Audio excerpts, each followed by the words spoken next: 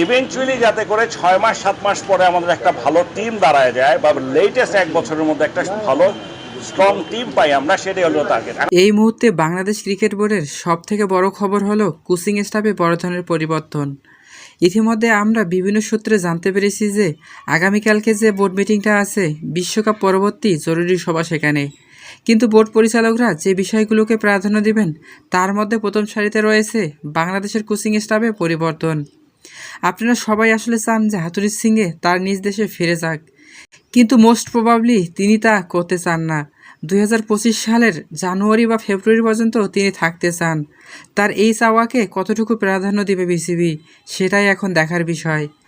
তার থেকেও ইম্পর্ট্যান্ট বিষয় হচ্ছে এখন পর্যন্ত ক্রিকেট বোর্ডের যে কোচিং স্টাফে আদর্শের প্রধান কোচের জায়গায় যে দুটি নাম বারবার আসছে, তার মধ্যে অন্যতম একজন হচ্ছে কুমিল্লা ভিক্টোরিয়ান্সের কোচ সালাউদ্দিন এবং দুইয়ে রয়েছেন মাহমুদ সুজন।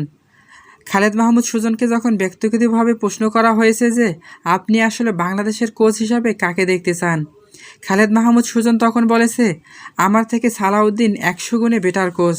তার মানে কী দাঁড়াচ্ছে যে সবার কথার এক কথা, মূল কথা হচ্ছে সেটা সালাউদ্দিন। তবুও পরিচালকরা অফিসিয়ালভাবে এখনও গণমাধ্যমকে নিশ্চিত করেননি বিষয়টি।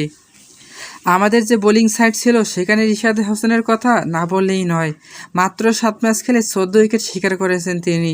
তার এই কৃতিত্বের পিছনে যে মানুষটার মূল কারিগর তিনি হচ্ছেন সালাউদ্দিন স্যার।